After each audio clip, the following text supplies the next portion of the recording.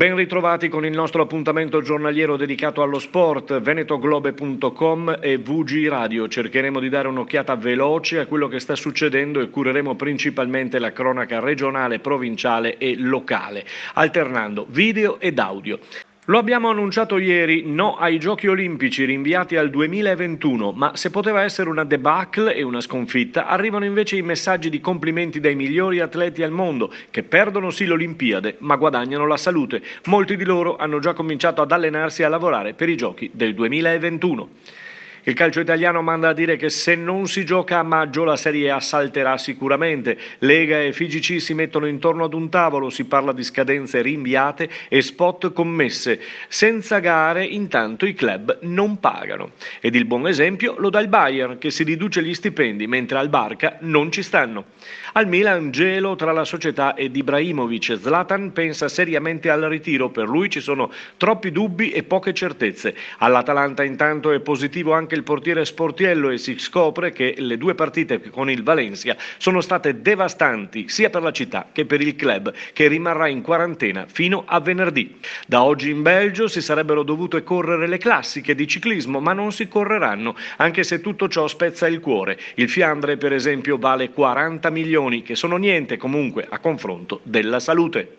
Passiamo alla cronaca di casa nostra, rinnovo in casa Benetton Rugby, il rinnovo arriva anche per lo staff tecnico, dopo il rinnovo quest'inverno di Crowley ora è stata la volta di Bortolami, Gosen, Ongaro e Galon, si è dato corso alla continuità ha dichiarato il DS Pavanello, ora si attende di sapere se si dovrà pensare alla prossima stagione o se ci sarà un finale per questo 2019-2020, intanto sentiamo un saluto di uno dei leoni ai nostri microfoni.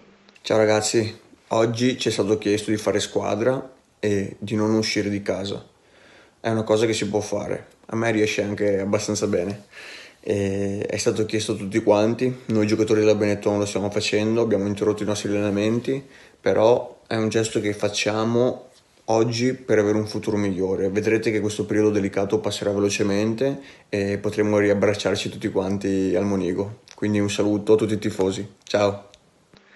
Passiamo al basket, in casa TVB De Longhi Treviso si attende di sapere e conoscere come si andrà a chiudere questa sfortunata e strana stagione agonistica. In casa Rucker Sanve invece hanno saputo che è stata cancellata la Final A di Coppa Italia con tanta amarezza, ma andiamo in casa Sanve a sentire il collegamento e il saluto dei nostri amici. Ciao a tutti, un grandissimo saluto per tutti i tifosi della Rucker Sanve. Vorrei dirvi che io sto benissimo, sto a casa, mi sto riposando, ma sto pure allenando, sto facendo il lavoro che ci ha dato il prof per riprendere il prima possibile. Vorrei dire comunque mi manca tutto tantissimo, le partite, gli allenamenti, però anche le cose che facevamo fuori dal campo. E spero di riprendere prima possibile, spero che ci rivediamo prima possibile. Ciao! Per non dimenticare e per continuare a tenere vivo l'ambiente calcistico locale, noi abbiamo cominciato a sentire alcune società del campionato di eccellenza ed è quello che abbiamo e stiamo seguendo con maggiore attenzione. I nostri contributi video ed audio con allenatori, dirigenti e giocatori. Lo abbiamo fatto anche oggi sentendo il tecnico dell'Ia Piave, Mauro Tossani.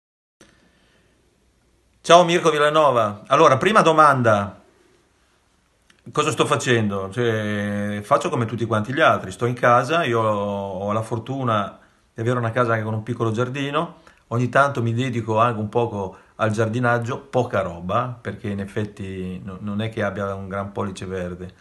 E fortunatamente mi piace molto leggere, mi informo su quello che succede guardando anche la TV, mi piace anche guardarmi dei film.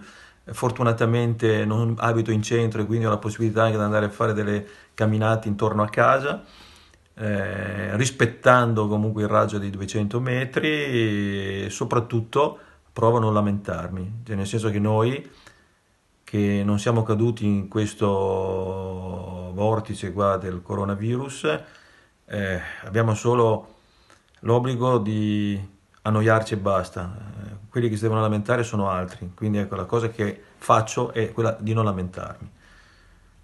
Per quanto riguarda la ripresa del campionato, non penso, sono abbastanza pessimista. per due motivi. Prima perché c'è poco spazio temporale proprio, perché pian piano qua prorogano sempre di volta in volta eh, queste sanzioni, queste normative per cui bisogna rimanere in casa, non ci si può allenare, non si può uscire. Allora da prima era metà marzo, poi fine marzo, adesso siamo già al 3 aprile, poi dopo secondo me prorogheranno dopo Pasqua sicuramente e così via. Quindi anche da un punto di vista temporale non ci sarà modo di ricominciare. Ma poi c'è anche un altro aspetto che è quello di carattere psicologico. Tutti quanti noi siamo feriti intimamente, proprio anche con ansie, con paure, nel momento in cui dovremo ricominciare anche ad allenarci insieme. Sono convinto che non si è proprio molto sereni nel riprendere una vita conviviale e quindi sono molto pessimista. Cosa farei io? Io penso che la soluzione migliore sia quella di azzerare completamente il campionato, far finta che non sia mai neanche partito. Cioè il campionato 19-20 è un campionato che non ha mai preso inizio. Il prossimo settembre le griglie di partenza saranno le stesse di quelle di quest'anno e si ripeterà il campionato di quest'anno. È ovvio che scontenti, soprattutto quelli che a questo punto dell'anno hanno già vinto il campionato, però penso che sia l'unica soluzione. Questo è un campionato che nel caso in cui dovesse ripartire è sicuramente molto falsato e poi